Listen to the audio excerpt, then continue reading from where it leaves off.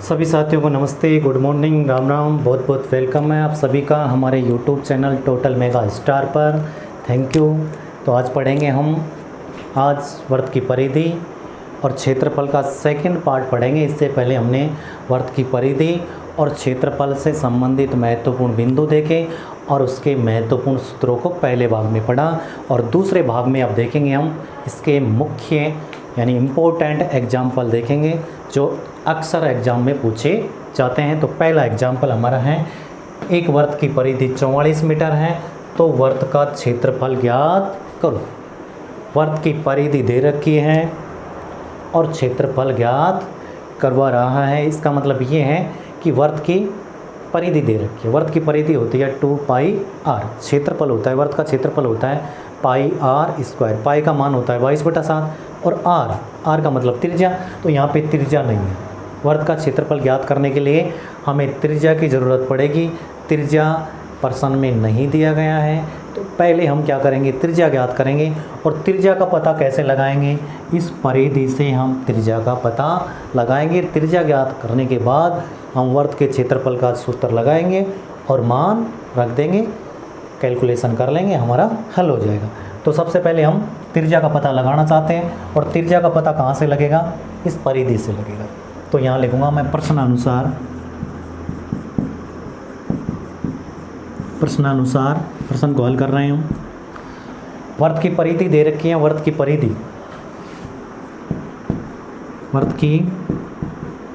परिधि कितनी है, 44 मीटर।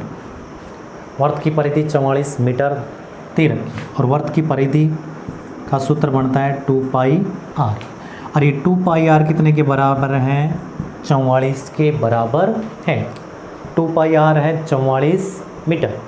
तो यहाँ पे हम क्या करेंगे, मान रख देंगे 2 की जगह 2। पाई का मान होता है 22/7 गुणा r का हमें पता लगाना है, तो r की जगह लिखेंगे हम r, और बराबर में कितना है 44। बराबर में हम 44 लिख देंगे।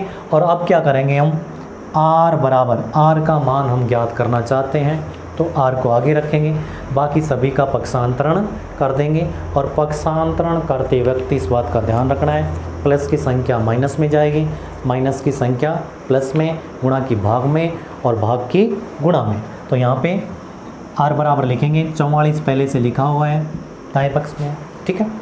2 और 22/7 को हम इधर लेके जाएंगे, तो देखो बटे की संख्या बटे में जाएगी, उसको बटे में लिख देंगे, और गुणा में जाएगी, उसको गुणा में लिख देंगे। तो 2 गुणा में है, गुणा की संख्या कहाँ पे जानी है, जाएगी बटे में, तो 2 तो चला जाएगा बटे में। अब ये 22/7 है, ठीक है, तो 7 बटे में, ये तो ऊपर जाएगा, और 22 गुणा में है, ये नीचे चला जाएगा। या फिर इस तरह से देखें, 2 तो बटे में चला जाएगा, गुणा की संख्या तो बटे में जाएगी, और ये जो बटे में संख्या है, भिन्न में जो संख्या है, वो पलट करके इधर गुणा हो जाती है, तो 7 ऊपर चला जाएगा, 22 नीचे आ जाएगा। इसके बाद हम काट लेंगे, 22 का भाग जाएगा 44 में 2 बार, और 2 से 2 कट जाएगा। तो r बराबर कितना आएगा, r बराबर आ गया 7। तो ये r यानी त्रिज्या, हमारी त्रिज्या कितनी आ गई, 7 मीटर। ये मीटर है तो मीटर में आएगी, 7 मीटर त्रिज्या का मान हो गया।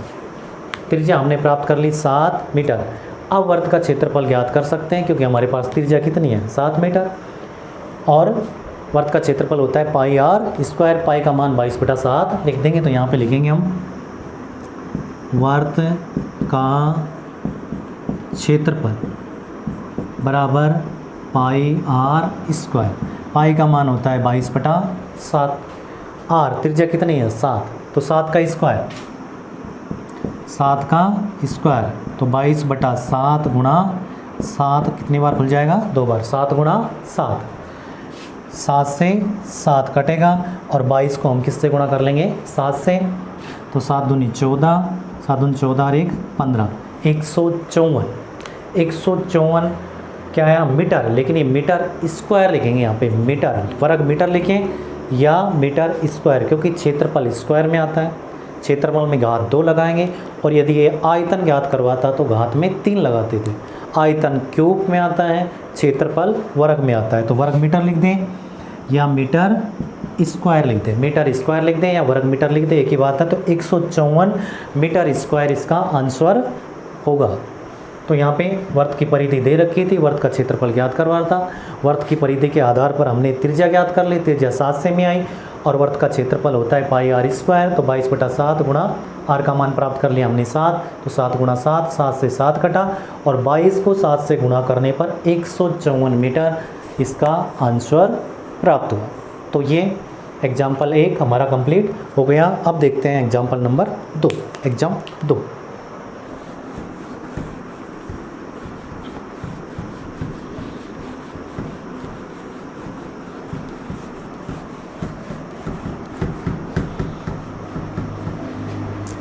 उम्मीद है साथियों समझ में आ रहा होगा।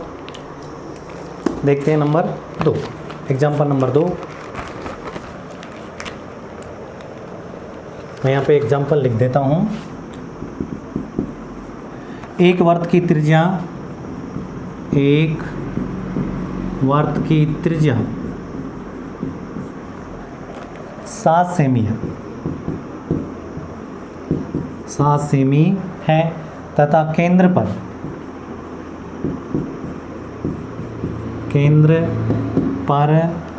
अंतरित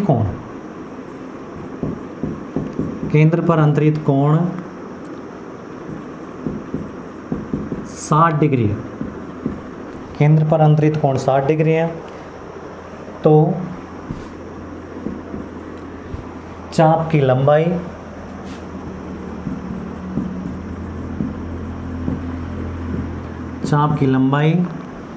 व त्रिज्यीय खंड का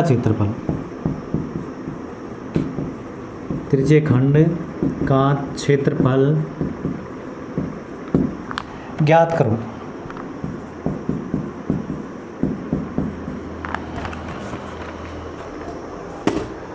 तो एग्जाम्पल है हमारा, एक वर्त की त्रिज्या दे रखी है 7 सेमी। त्रिज्या कितनी है? 7 सेमी तथा केंद्र पर अंतरित कोण का मान कितना है? 60 डिग्री। तो हमें चाप की लंबाई ज्ञात करनी है और त्रिज्यीय खंड का क्षेत्रफल हमें बताना है। तो 2 सवालों का आंसर इसमें हमें ज्ञात करना है। सबसे पहले चाप की लंबाई और त्रिज्यीय खंड का क्षेत्रफल।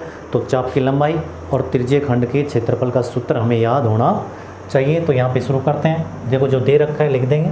त्रिज्या दे रखी है, वर्त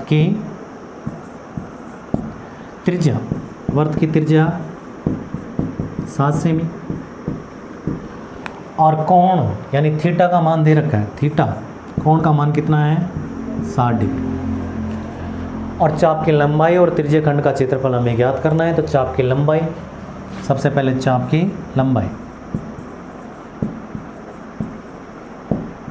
लंबाई का सूत्र बनता है 2 पाई आर थीटा बटे में 360। पिछले वाले वीडियो में मैंने सारे सूत्र लिखवा दिए हैं, देख लेना। तो जो सूत्र ज़रूरत पड़ती है वो सारे के सारे सूत्र मैंने लिखवा रखे हैं। तो चाप की लंबाई याद करना चाहते हैं, इसका सूत्र रहेगा 2 पाई आर थीटा बटे में 360। अब इसमें हमें मान रखना है और जोड़ भागी गुणा भाग करना है, यानी कैलकुलेशन करना है और हमारा आंसर प्राप्त हो जाएगा। तो देखो यहाँ पे 2 लिखा हुआ है पहले से ही, ऊपर 2 लिख दिया और 360 नीचे ऐसे कैसे 360 हम लिख देंगे। अब पाई का मान होता है 22/7। पाई 22/7 लिखेंगे हम। तो 22/7, 22 ऊपर 7 नीचे। तो मैं गुणा में 22 तो ऊपर लिख दूंगा और बटे में जो 7 है उसको बटे में लिख देंगे। ठीक है। अब आर मतलब त्रिज्या कितनी दे रखी है? 7। तो यहाँ पे लिखेंगे 7 गुणा में। ठीक है। और थीटा का मान कितना है? थीटा का मान दे रखा है 60 डिग्री। ये हमारा हो गया 60 डिग्री। ठीक है। अब इनको काट लेंगे, कोई संख्या कट रही है तो काट देंगे और उसके बाद हल कर लेंगे इसको। देखिए 7 से 7 कैंसिल हो जाएगा, 0 से 0 कट जाएगा और 6 का भाग 36 में कितनी बार जाएगा? 6 बार। 0 से 0 कटा, 6 का भाग 36 में 6 बार गया। अब 2 का भाग इसमें चला जाएगा, 6 में कितनी बार? 3 बार। अब संख्याएं कटेंगी नहीं, तो ऊपर क्या बचा है? ऊपर बचा है सिर्फ 22 और नीचे क्या बचा है? 3। तो यहाँ पे लिख देंगे 22/3। अब 22 में 3 का भाग दे देंगे या यहीं पे छोड़ देंगे, बटे में भी हम आंसर छोड़ सकते हैं। तो 22/3 या आगे करना चाहो तो दशमलव में उत्तर आएंगे। तो ये हो गया चाप की लंबाई, किस में? मीटर में है। मीटर में है सेमी में? सेमी में है, तो सेमी में इसका आंसर हो जाएगा सेमी। 22/3 सेमी। चाप की लंबाई का मान कितना हुआ? 22/3 सेमी। तो उम्मीद है समझ में आया होगा। 1 मिनट, थैंक यू। ओके, 22/3 हो गई चाप की लंबाई। अब हम ज्ञात करना चाहते हैं त्रिज्यीय खंड का क्षेत्रफल। तो यहाँ पे लिखेंगे त्रिज्यीय खंड का क्षेत्रफल। त्रिज्यीय खंड का क्षेत्रफल, त्रिज्यीय खंड का क्षेत्रफल होता है πr² थीटा बटे में 360। πr² थीटा बटे में 360, इसमें मान रख देंगे और उसी तरह से हम हल कर लेंगे। तो देखो यहाँ पे पाई का मान होता है 22/7, तो 22 ऊपर, बटे में लिख देंगे हम 7 को, तो 22/7 और बटे में 360 पहले से ही है, तो 360 को भी लिख देंगे बटे में। ठीक है। अब आर मतलब त्रिज्या कितनी है? 7, तो r² है तो लिख देंगे हम 7 गुणा 7 और गुणा थीटा का मान कितना है? 60 डिग्री, तो यहाँ पे लिख देंगे 60 और इसको भी काट लेंगे, जो बचेगा उसको गुणा कर देंगे। तो यहाँ पे देखिए 0 से 0 कट गया, 6 का भाग इसमें 6 बार गया और 7 से 7 कट गया। अब यहाँ पे 22 और 6 में 2 का भाग चला जाएगा, 22 में 2 का भाग जाएगा 11 बार और 6 में 2 का भाग जाएगा 3 बार। ठीक है। अब संख्याएँ कटेंगी नहीं, जो बचेगा उसको गुणा कर देंगे, तो 11 को 7 से गुणा करेंगे तो 77 और बटे में कितना हो गया? 3, यहीं पे छोड़ सकते हैं, तो इसको लिख देंगे सेमी। ये क्षेत्रफल है, क्षेत्रफल को लिखते हैं सेमी स्क्वायर में आएगा, सेमी है तो सेमी स्क्वायर, मीटर है तो मीटर स्क्वायर। क्षेत्रफल स्क्वायर में आता है, यानी वर्ग सेमी में। वर्ग सेमी कह दो या सेमी स्क्वायर कह दो, वर्ग मीटर कह दो या मीटर स्क्वायर कह दो। यदि ये आयतन होता तो क्यूब में आता है इसका आंसर, सेमी क्यूब। आयतन के लिए क्यूब लगाएंगे, क्षेत्रफल के लिए स्क्वायर लगाएंगे, तो सेमी स्क्वायर इसका हो गया आंसर। तो इस तरह से हम ऐसे प्रश्नों को हल कर लेंगे, कई बार पूछे जाते हैं। अब एग्जाम्पल नंबर 3, एग्जाम्पल नंबर 3 देखेंगे।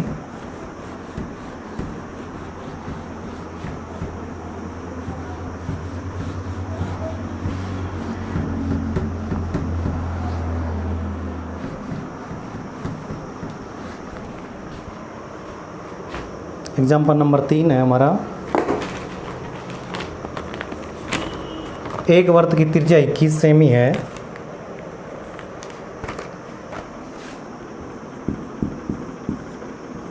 एक वर्त की त्रिज्या 21 सेमी है। एक वर्त की त्रिज्या कितनी है? 21 सेमी है, तथा केंद्र पर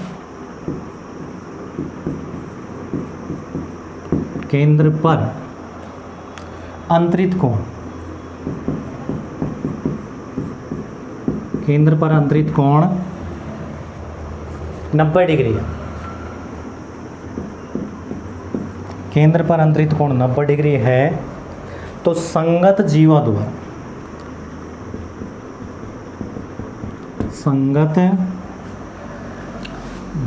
द्वारा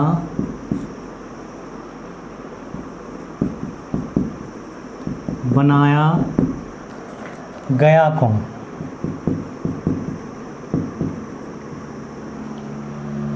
तो संगत जीवा द्वारा बनाए गए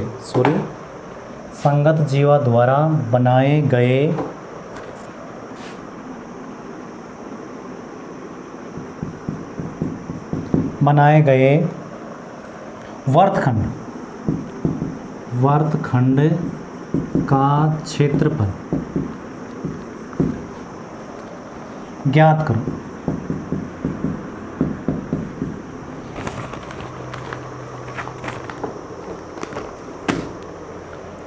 एक बार एग्जाम्पल को देख लीजिए। एक वर्त की त्रिज्या 21 सेमी है तथा केंद्र पर अंतरित कोण का मान 90 डिग्री है। त्रिज्या 21 सेमी, केंद्र पर अंतरित कोण का मान कितना है? 90 डिग्री। त्रिज्या की लंबाई 21 सेमी। जीवा द्वारा बनाए गए वर्तखंड का क्षेत्रफल हमें बताना है। देखो, इससे पहले हम वर्त का क्षेत्रफल ज्ञात कर चुके हैं, ठीक है। उसके बाद हमने देखा त्रिज्यखंड का क्षेत्रफल ज्ञात कर लिया। चाप की लंबाई ज्ञात कर ली, और यहाँ पे वर्तखंड का क्षेत्रफल ज्ञात करना है, हमें वर्तखंड का क्षेत्रफल बताना है। तो ऐसे सवालों को हल करने के लिए हम क्या करेंगे, सबसे पहले एक आकृति बनाएंगे, एक डायग्राम बनाएंगे हम इस तरह से। मान लीजिए वर्त है, ये हमारा वर्त हो गया, और ये इसका केंद्र ओ, ठीक है। एक वर्त की त्रिज्या 21 सेमी है, त्रिज्या मान लीजिए मैं यहाँ पे ये 21 सेमी, और एक त्रिज्या और ले लूँ यहाँ पे मैं 21 सेमी, ठीक है, क्योंकि वर्त की त्रिज्या तो कितनी है, 21 सेमी है। तो ओ से ए तक 21 सेमी होगा, और ओ से बी की बात करें तो ये भी 21 सेमी, और ए बी को हम मिला दें, ए बी को मिला दें, और यहाँ पे 90 डिग्री, अंतरित कोण कितना दे रखा है, 90 डिग्री। तो संगत जीवा द्वारा बनाए गए, तो ये जीवा हो गई, ये हमारी क्या हो गई, जीवा, और इससे जो वर्तखंड बन रहा है ये वाला, ये वर्तखंड हो गया। इस वर्तखंड का क्षेत्रफल हमें ज्ञात करना, ये छाएंगे तो बाद जो संगत जीवा द्वारा बनाया गया वर्तखंड है, इसका क्षेत्रफल हमें ज्ञात करना है। तो यहाँ पे देखिए ये क्या है, त्रिज्यखंड है, ये पूरा का पूरा त्रिज्यखंड है, त्रिज्यखंड हो गया। और ये ओ ए बी क्या है, त्रिभुज है। तो त्रिज्यखंड के क्षेत्रफल में से, यानी इस पूरे में से, त्रिज्यखंड के क्षेत्रफल में से हम इस त्रिभुज का क्षेत्रफल घटा दें तो इसका क्षेत्रफल प्राप्त हो जाएगा। यानी त्रिज्यखंड के क्षेत्रफल में से हम त्रिभुज का क्षेत्रफल घटा देंगे तो वर्तखंड का क्षेत्रफल प्राप्त हो जाएगा।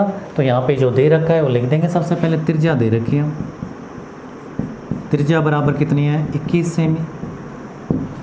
त्रिज्या कितनी दे रखी है, 21 सेमी। और अंतरित कोण, कोण का मान दे रखा है, यानी थीटा दे रखा है 90 डिग्री। और वर्तखंड का क्षेत्रफल का सूत्र बनता है त्रिज्यखंड का क्षेत्रफल माइनस त्रिभुज का क्षेत्रफल। अब त्रिभुज कौन सा है, त्रिभुज 90 डिग्री का कोण है यहाँ पे, तो ये त्रिभुज कौन सा है, समकोण त्रिभुज है। तो त्रिज्यखंड के क्षेत्रफल में से, यानी ये पूरा त्रिज्यखंड का क्षेत्रफल है, इसमें से हम इस त्रिभुज का क्षेत्रफल घटा देंगे तो ये वर्तखंड का क्षेत्रफल प्राप्त हो जाएगा। तो यहाँ पे लिखेंगे हम वर्तखंड का क्षेत्रफल, वर्तखंड का क्षेत्रफल बराबर होता है, क्या करेंगे, त्रिज्यखंड के क्षेत्रफल में से त्रिभुज का क्षेत्रफल घटाएंगे। तो यहाँ लिखेंगे त्रिज्यखंड का क्षेत्रफल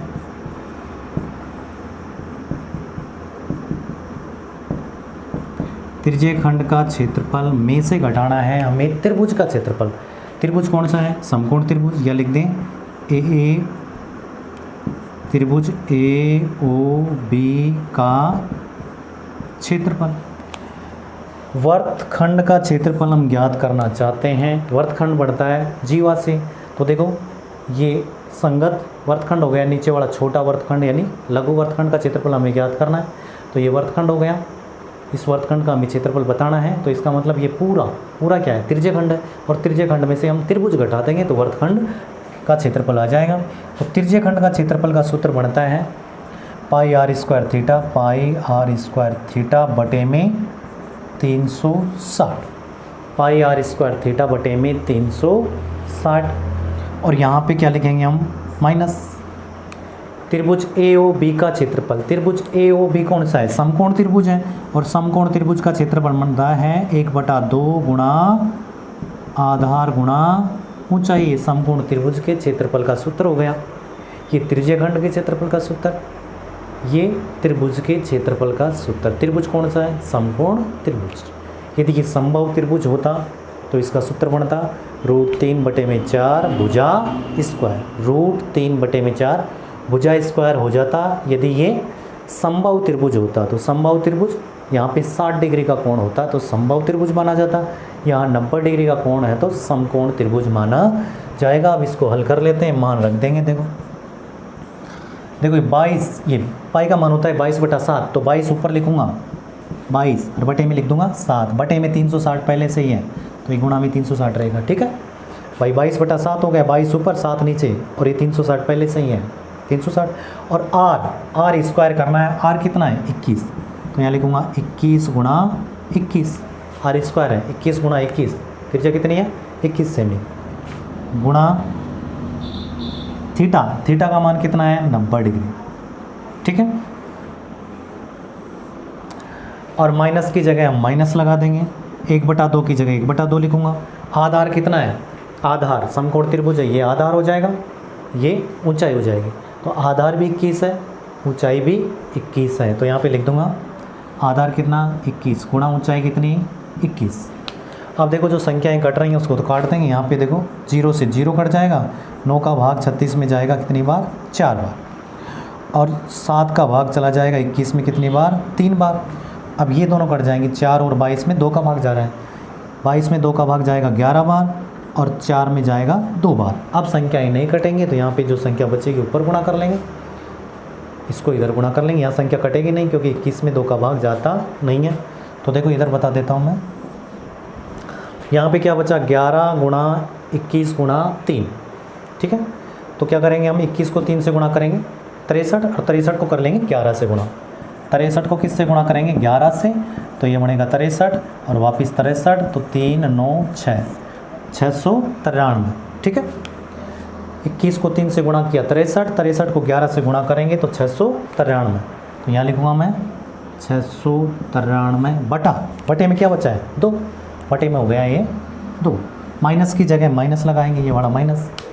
अब देखो 21 को 21 से गुणा करेंगे 441 हो जाएगा, 21 को 21 से गुणा करने पर 441, और बटे में कितना है, बटे में इसके भी 2 है। अब क्या करेंगे, भिन्नों का जोड़ बाकी हो गया, लघुत्तम लेंगे, लघुत्तम बनेगा कितना 2, 2 का भाग 2 में एक बार जाएगा, 1 को इससे गुणा करेंगे 693 से, तो 693 ही प्राप्त हो जाएगा। और माइनस की जगह फिर माइनस लगाएंगे, माइनस की जगह क्या हो गया माइनस। अब 2 का भाग 2 में एक बार गया, 1 को 441 से गुणा करेंगे तो 441, ठीक है। अब क्या करेंगे, एक स्टेप बढ़ाएंगे, 693 में से हम 441 घटाएंगे तो कितना बच गया 2, ये कितना बच गया 5, ये कितना बच गया 2, यानी 252 बच गया। 693 में से हमने 441 घटा दिया, 252 बचा। अब 252 में 2 का भाग देंगे तो आएगा 126, 126 हमारा आंसर प्राप्त हुआ किसका, वर्तखंड का क्षेत्रफल, वर्तखंड का क्षेत्रफल आया 126। अब यहाँ पे क्या लिखेंगे हम, क्षेत्रफल होता है स्क्वायर में, अब कौन सी इकाई में है सेमी, तो सेमी स्क्वायर लिख देंगे, अगर ये मीटर होता तो मीटर स्क्वायर लिख देते, तो यहाँ पे लिखूंगा मैं सेमी स्क्वायर। तो ये हो गया हमारा वर्तखंड का क्षेत्रफल।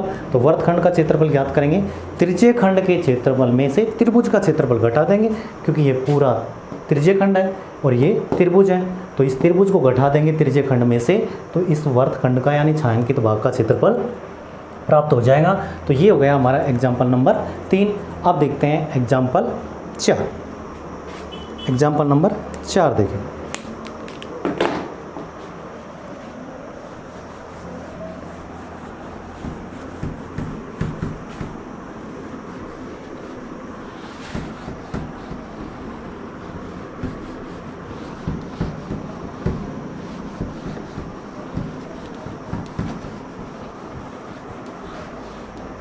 उम्मीद है साथियों समझ में आ रहा होगा। तो देखते हैं हम एग्जाम्पल नंबर 4।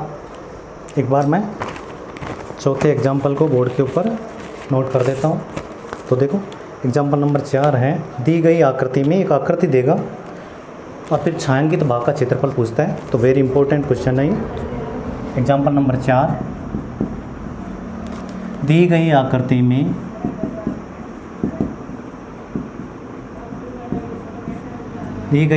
में ए बी वर्त का व्यास है। ए बी क्या है, वर्त का व्यास है। ए सी बराबर 6 सेमी तथा बी सी बराबर 8 सेमी हो तो छायांकित भाग का क्षेत्रफल, छायांकित भाग का क्षेत्रफल ज्ञात करो। छायांकित भाग का क्षेत्रफल हमें बताना है। तो देखो यहाँ पे दी गई आकृति में ए बी वृत्त का व्यास है, ए सी बराबर 6 सेमी है, बी सी बराबर 8 सेमी है और छायांकित भाग का हमें क्षेत्रफल बताना है। और जो आकृति है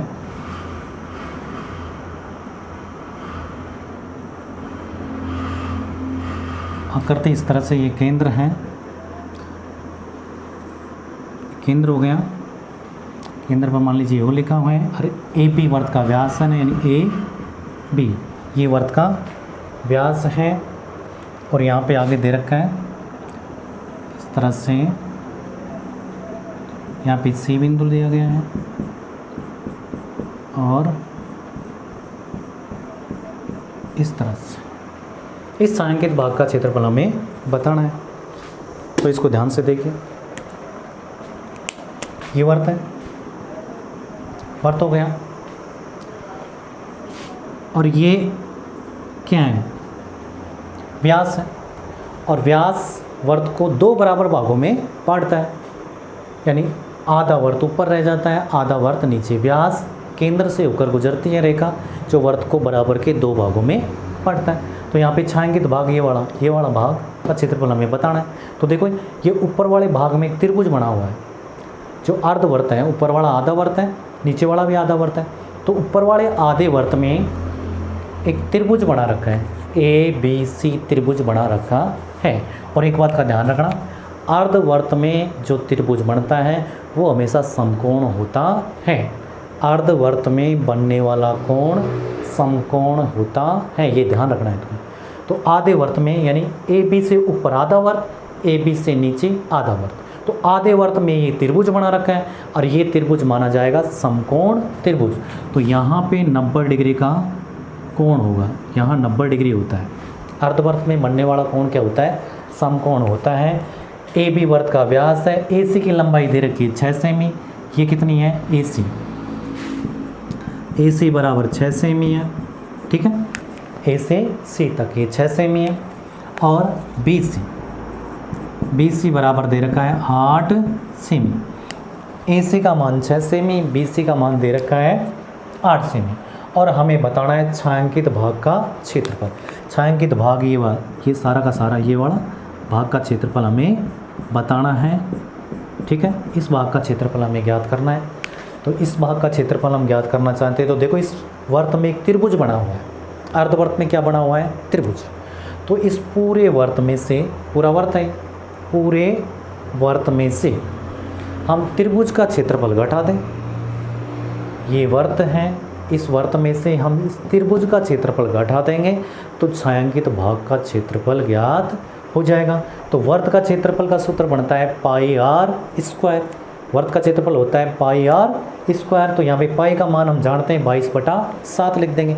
आर का मतलब त्रिज्या होती है और त्रिज्या इसमें नहीं दे रखा, त्रिज्या का मान दिया हुआ नहीं है एग्जाम्पल में, यानी एग्जाम में यदि त्रिज्या का मान नहीं देता है तो पहले हमें त्रिज्या ज्ञात करनी पड़ेगी। तो यहाँ पे त्रिज्या की ज़रूरत पड़ेगी। वृत्त का क्षेत्रफल ज्ञात करने के लिए हमें त्रिज्या की ज़रूरत पड़ेगी। पहले त्रिज्या ज्ञात करेंगे और फिर क्या करेंगे, हम वृत्त के क्षेत्रफल में से इस त्रिभुज का क्षेत्रफल घटा देंगे, यानी समकोण त्रिभुज का क्षेत्रफल घटा देंगे तो छायांकित भाग का क्षेत्रफल प्राप्त हो जाएगा। तो सबसे पहले हम वृत्त की त्रिज्या ज्ञात करेंगे। और वृत्त की त्रिज्या किस प्रकार से ज्ञात कर सकते हैं, तो देखो यहाँ पे ये लंबाई कितनी है, 6 सेमी। ए सी का मान दे रखा है 6 सेमी और यहाँ पे बी सी का मान दे रखा है 8 सेमी। ए सी का मान कितना है, 6 सेमी और बी सी का मान है 8 सेमी। ये समकोण त्रिभुज है। तो देखो समकोण त्रिभुज में ये आधार हो गया, ये ऊंचाई हो गई, या फिर कहते हैं ये लंब हो गया। तो 90 डिग्री के सामने वाली भुजा क्या होती है, कर्ण। 90 डिग्री के सामने वाली भुजा कर्ण कहलाती है। अब देखो इसमें आधार दे रखा है, लंब दे रखा है, कर्ण हम ज्ञात कर सकते हैं। और कर्ण का मतलब क्या है, ये व्यास आ जाएगा।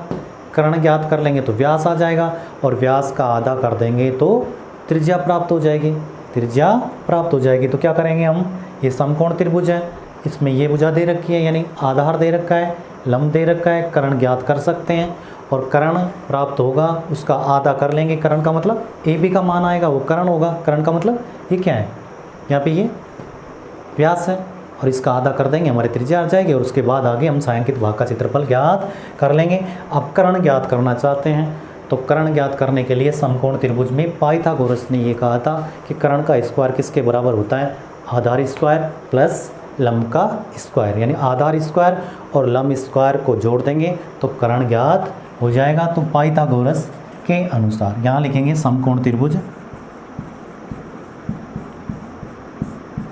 समकोण त्रिभुज कौन सा है, समकोण त्रिभुज ए बी या ए सी बी में, समकोण त्रिभुज ए सी बी में हम पाइथागोरस प्रमेय लगाना चाहते हैं। यहाँ लिखेंगे पाइथागोरस प्रमेय से, पाइथागोरस प्रमेय के अनुसार क्या होता है, कर्ण स्क्वायर बराबर होगा आधार स्क्वायर प्लस लंब स्क्वायर। तो इसमें कर्ण क्या है, ए बी, तो यहाँ लिखूँगा ए बी का स्क्वायर, कर्ण हो गया ए बी, तो ए बी का स्क्वायर बराबर होगा आधार ए सी का स्क्वायर प्लस लंब बी सी का स्क्वायर।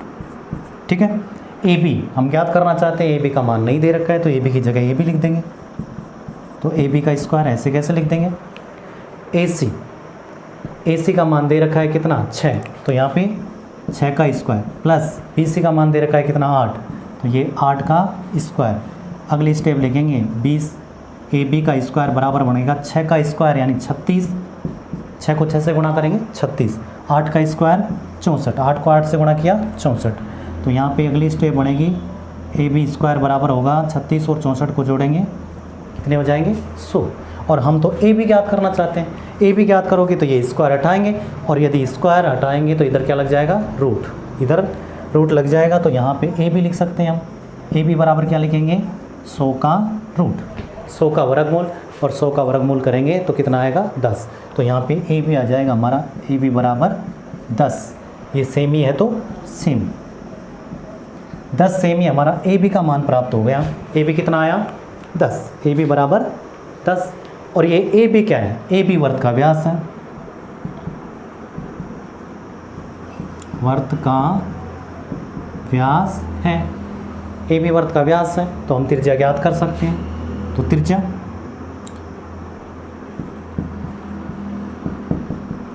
बराबर हो जाएगी, यानी ए बी में किसका भाग दे देंगे, ए बी बटे में 2, तो बराबर बनेगा ए बी की लंबाई आई है 10, 10 में 2 का भाग देंगे 5 सेमी। तो वर्त का व्यास प्राप्त कर लिया हमने 10 सेमी, 10 में 2 का भाग देंगे, नहीं आधा कर देंगे, व्यास का आधा होती है त्रिज्या, आधा कर देंगे, 10 में 2 का भाग देंगे 5 सेमी हमारा आ जाएगा क्या त्रिज्या। त्रिज्या आ गई हमारे पास। अब वर्त की त्रिज्या हमारे पास है, तो वर्त के क्षेत्रफल में से हम त्रिभुज का क्षेत्रफल घटा देंगे तो छायांकित भाग का क्षेत्रफल ज्ञात हो जाएगा। तो अब लिखेंगे हम छायांकित भाग का क्षेत्रफल,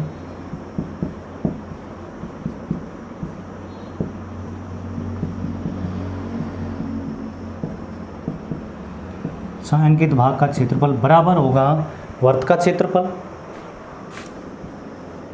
वर्त का क्षेत्रफल माइनस करेंगे समकोण त्रिभुज का क्षेत्रफल, यानी त्रिभुज ए सी बी का क्षेत्रफल, ए सी बी का क्षेत्रफल। ठीक है, मान रख देंगे। तो यहाँ पे मैं मान रख रहा हूँ, देखो वर्त का क्षेत्रफल होता है pi R square, pi R square, ये वर्त का क्षेत्रफल हो गया। और ए सी बी क्या है, समकोण त्रिभुज है, और समकोण त्रिभुज का क्षेत्रफल होता है 1/2 आधार गुणा ऊंचाई। यहाँ पे मान रखेंगे, पाई का मान होता है 22/7 गुणा आर, आर कितनी थी त्रिज्या हमने ज्ञात कर ली कितनी 5, तो यहाँ लिख देंगे 5 गुणा 5। अब माइनस की जगह माइनस, 1/2 की जगह 1/2 गुणा आधार कितना है, आधार कितना है ए सी 6 सेमी, तो 6 गुणा लंब कितना है 8 सेमी। कटेंगे, जिसको काट लेंगे, तो यहाँ 7 से कोई संख्या नहीं कटेंगी, यहाँ पे तो कोई संख्या कट नहीं रही। यहाँ 2 का भाग चला जाएगा किसमें 8 में, कितनी बार 4 बार, तो 2 से 8 कट जाएगा 4 बार। अब गुणा करेंगे हम, देखो 5 को 5 से गुणा करेंगे 25, और 25 को हमें 22 से गुणा करना है। तो 25 को गुणा करेंगे किससे 22 से, तो ये 50 और दोबारा भी 50, तो 0 5 5 550। तो ये 5 को 5 से गुणा किया 25 और 25 को 22 से गुणा करेंगे तो 550 और बटे में कितना है 7, बटे में 7। माइनस की जगह माइनस की जगह क्या हो गया माइनस, और यहाँ पे कितना बचा ये 24, 6 को 4 से गुणा कर दिया 24। अब क्या करेंगे हम 550 में 7 का भाग देंगे और जो भी आएगा उसमें से 24 घट जाएगा, वही हमारा आंसर होगा। तो अगली स्टेप में यहाँ पे बता देता हूँ, दिखाई दे रहा है, सॉरी मैं इधर बताना पड़ेगा है ना, इधर बता देता हूँ, उधर दिखाई नहीं देगा, इधर बता देता हूँ मैं। देखो 550 में 7 का भाग देंगे और जो भी 550, हाँ बिल्कुल 550 में 7 का भाग देंगे और 24 हम घटाएंगे, यहाँ तक दिखाई दे रहा है, इधर लिख देता हूँ बाकी मैं। 550 में हम 7 का भाग देंगे तो 7 5 35, 7 7 49, ठीक है, बच गए कितने 6 और 0 उतार लेंगे 60 में भाग जाएगा 7 का 8 बार, फिर लगाएंगे हम पॉइंट, फिर क्या लगाएंगे पॉइंट, 7 8 56, बच गया 4, 7 5 35, फिर बच गया 5, 7 7 49, तो ये 78.57 आया। देखो 550 में हमने 7 का भाग दिया तो 78.57 और इसमें से हमें घटाना है क्या 24 हमें घटाना है, तो 24 माइनस करेंगे हम और 24 इसमें से घटाएंगे तो किस तरह से घटाएंगे, देखो 78 पॉइंट कितना है 57 यानी 57, 78.57 में से हमें 24 घटाना है, 24.00 घटाना है, तो ये 7 बचा, ये 5 बचा, ये पॉइंट, ये 4 और ये 5, तो 54.57। तो यहाँ पे लिख देंगे हम बराबर 54.57 और ये क्या है क्षेत्रफल है, क्षेत्रफल स्क्वायर में आता है, तो यहाँ पे लिखूँगा सेमी स्क्वायर, ये इसका हो गया आंसर। तो इस तरह से हम इसको हल कर लेंगे। तो एक बार फिर से रिपीट कर देता हूँ मैं। तो देखो ये आकृति दे रखी है, ये आकृति हमारे सामने, ठीक है। दी गई आकृति में ए बी वर्त का व्यास है, ये ए बी वर्त का व्यास हो गया। ए सी का मान 6 सेमी, बी सी का मान दे रखा है 8 सेमी और हमें छायांकित भाग का क्षेत्रफल ज्ञात करना है। और छायांकित भाग का क्षेत्रफल ज्ञात करने के लिए पूरे वर्त में से हम इस त्रिभुज का क्षेत्रफल घटाएंगे। और त्रिभुज ये ऊपर वाला जो त्रिभुज बन रहा है ये अर्धवर्त में बन रहा है, तो अर्धवर्त में जो त्रिभुज बनता है वो हमेशा समकोण होता है, तो ये समकोण त्रिभुज है, ठीक है। और समकोण त्रिभुज में ये आधार दे रखा है 6 सेमी, लंब दे रखा है कितना 8 सेमी, तो ये कर्ण ज्ञात कर सकते हैं। पाइथागोरस प्रमेय के आधार पर हम कर्ण ज्ञात कर लेंगे। ए बी का स्क्वायर यानी ये हो गया क्या, कर्ण का स्क्वायर किसके बराबर होगा, आधार स्क्वायर प्लस लंब स्क्वायर। तो इस तरह से ए बी स्क्वायर बराबर 6 का स्क्वायर प्लस 8 का स्क्वायर, 6 का स्क्वायर 36, 8 का स्क्वायर 64, दोनों को जोड़ दिया, दोनों को जोड़ने पर 100 गए। और हमें ए बी का मान ज्ञात करना है, इधर स्क्वायर हटाएंगे तो इधर लग जाएगा रूट, और 100 का रूट होता है 10। ये ए बी की लंबाई आई। और ए बी को ध्यान से देखो, ए बी क्या है, वर्त का व्यास है, और व्यास का आधा कर देंगे तो त्रिज्या आ जाएगी। तो यानी ए बी में हम 2 का भाग दे देंगे तो ये त्रिज्या आ जाएगी कितनी 5 सेमी। त्रिज्या हमारे पास आ गई 5 सेमी। अब छायांकित भाग का क्षेत्रफल ज्ञात करना चाहते हैं, पूरे वर्त के क्षेत्रफल में इस त्रिभुज का क्षेत्रफल घटाएंगे, यानी समकोण त्रिभुज का क्षेत्रफल घटाएंगे। अब वर्त का क्षेत्रफल होता है पाई आर स्क्वायर, त्रिभुज का क्षेत्रफल होता है 1/2 आधार गुणा ऊंचाई, क्योंकि ये समकोण त्रिभुज है तो इसका क्षेत्रफल होगा 1/2 आधार गुणा ऊंचाई। तो यहाँ पे पाई का मान 22/7 गुणा आर यानी त्रिज्या 5 गुणा 5 लिख दिया, माइनस की जगह माइनस लगा दिया, 1/2 आधार गुणा ऊंचाई। 1/2 आधार कितना है 6, ऊंचाई कितनी है 8, ठीक है। काटेंगे 2 का भाग 8 में गया 4 बार, ये तो कटी, यहाँ पे नहीं संख्याएं नहीं कटती हैं। 5 को 5 से गुणा करने पर 25 और 25 को हम 22 से गुणा करेंगे 550 आएगा। बटे में कितना है 7, 550 बटे में 7 माइनस 6 को 4 से गुणा करने पर 24, यानी 550 बटे में 7 माइनस 24। 550 में 7 का भाग दिया तो 78.57 आया। 78.57 में से हमने क्या घटाएंगे, हम क्या घटाएंगे 24। 78.57 में से 24 घटाने पर 54.57 सेमी स्क्वायर इसका आंसर बना। तो इस तरह से हम इसको सोल्व कर लेंगे, जो कई बार पूछा गया है। अब एक एग्जाम्पल और देखेंगे हम, एग्जाम्पल नंबर 5। एक एग्जाम्पल और हल करेंगे। तो इसमें हमने सभी प्रकार के सवालों को शामिल कर लिया है और मैं उम्मीद करूँगा कि इसी में से सवाल पूछा जाएगा, साथ साथ तुम्हें समझ में भी आ गया होगा। तो हम लास्ट एग्जाम्पल देखते हैं। एग्जाम्पल नंबर 5, एक वर्ग के अंतर्गत एक वर्ग लिखता हूँ मैं, एग्जाम्पल नंबर 5, एक वर्ग के अंतर्गत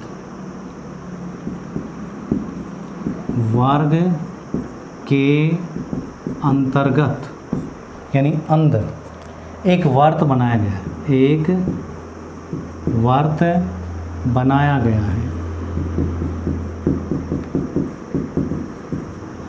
है यदि वर्ग की भुजा,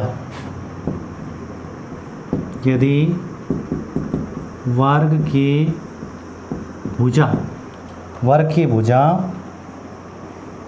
14 सेमी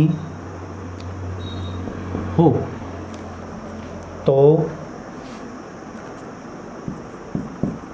तो आकृति में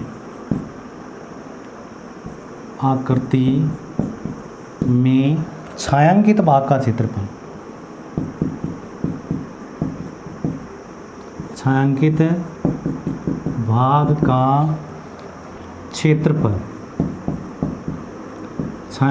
का क्षेत्रफल ज्ञात करो। छायांकित भाग का क्षेत्रफल हमें बताना है। तो देखो इसको ध्यान से, एक वर्ग के अंतर्गत एक वर्त बनाया गया है, यानी वर्ग है उसके अंदर वर्त बनाया, और वर्ग की भुजा की लंबाई दे रखी है 14 सेमी, और हमें छायांकित भाग का क्षेत्रफल ज्ञात करना है। जो आकृति बना रखी है वो इस तरह से है। एक बार मैं आकृति बना देता हूँ। वर्ग यानी पहले वर्ग बनाएंगे हम, ये हमारा हो गया।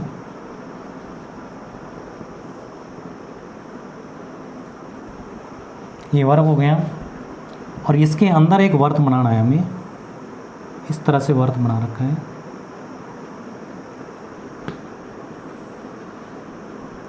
ठीक है, इस तरह से। ये जैसे मान लीजिए ABCD, ये क्या है?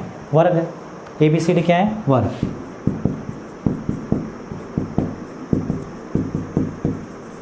और इसके अंदर एक वर्त बना रखा है, इसके अंदर जो चारों भुजाओं को स्पर्श कर रहा है यहाँ पे, ठीक है, इस तरह से। अब देखो यहाँ पे वर्ग की भुजा दे रखी है, भुजा, वर्ग की भुजा 14 सेमी। तो यहाँ पे एक बात ध्यान रखना, वर्ग की चारों भुजाएं बराबर होती हैं और प्रत्येक कोण 90 डिग्री का होता है। तो इसका मतलब ये है कि ये 14 सेमी, यहाँ से ये 14 सेमी, ये पूरी यहाँ से यहाँ तक ये भी 14 सेमी। अब ये 14 सेमी है, मैं यहाँ पे एक रेखा खींच दूँ, ध्यान से देखना, ये केंद्र से होकर के जाएगी रेखा, ये। तो देखो ये है ना, यहाँ पे इसकी बात करूँ मैं पी क्यू की, यहाँ लिख दूँ मैं पी क्यू। तो ए बी और पी क्यू में क्या संबंध? ए बी किसके बराबर है? पी क्यू के बराबर है कि नहीं है? देखो यहाँ पे ये 14 सेमी है, तो फिर इसका मतलब ये भी 14 सेमी होगी, ये भी 14 सेमी होगी। और हमें छायांकित भाग का जो क्षेत्रफल ज्ञात करना है वो इस तरह से है। देखो इस छायांकित भाग का क्षेत्रफल हमें बताना है, और छायांकित भाग का क्षेत्रफल ज्ञात करना चाहते हैं तो हमें क्या करना है? ये वर्ग है, बाहर क्या है? वर्ग। वर्ग के क्षेत्रफल में से अंदर क्या है? वर्ग। तो वर्ग के क्षेत्रफल में से वर्त का क्षेत्रफल हम घटा देंगे, वर्ग के क्षेत्रफल में से वर्त का क्षेत्रफल घटा देंगे। तो अब ये देखते हैं कि वर्ग का क्षेत्रफल का सूत्र क्या है, वो हमारे पास सभी चीज़ें हैं या नहीं। वर्ग का क्षेत्रफल होता है भुजा स्क्वायर, भुजा गुणा भुजा। तो भुजा दे रखी है, भुजा कितनी है? 14 सेमी। तो हम वर्ग का क्षेत्रफल ज्ञात कर सकते हैं, 14 गुणा 14। वर्ग का क्षेत्रफल होता है भुजा गुणा भुजा, और वर्त का क्षेत्रफल होता है पाई आर स्क्वायर। वर्त का क्षेत्रफल क्या होता है? Pi R square. तो पाई का मान 22/7 लिख देंगे। पाई का मान कितना लिख देंगे? 22/7। अब आर चाहिए हमें, आर का मतलब होता है त्रिज्या। तो देखो यहाँ से यहाँ तक ये व्यास है, पी क्यू क्या है? वर्त का व्यास, ठीक है। और पी क्यू की लंबाई कितनी है? पी क्यू की लंबाई है 14 सेमी। तो यहाँ पे त्रिज्या बता सकते हैं, त्रिज्या बराबर हो जाएगी पी क्यू में किसका भाग दे देंगे? 2 का। पी क्यू की लंबाई कितनी आई 14/2 यानी 7 सेमी। तो ये त्रिज्या आ गई, वर्त की त्रिज्या हम ज्ञात कर सकते हैं, यानी 14 पूरी है, ये क्या है व्यास 14 सेमी है, तो त्रिज्या कितनी हो जाएगी आधी, यानी 7 सेमी हो जाएगी। ठीक है, तो वर्त की त्रिज्या हमारे पास है, वर्ग की भुजा हमारे पास है, तो क्या करेंगे हम वर्ग के क्षेत्रफल में से वर्त का क्षेत्रफल घटा देंगे और आंसर प्राप्त हो जाएगा। तो यहाँ पे लिखूंगा मैं छायांकित भाग का क्षेत्रफल।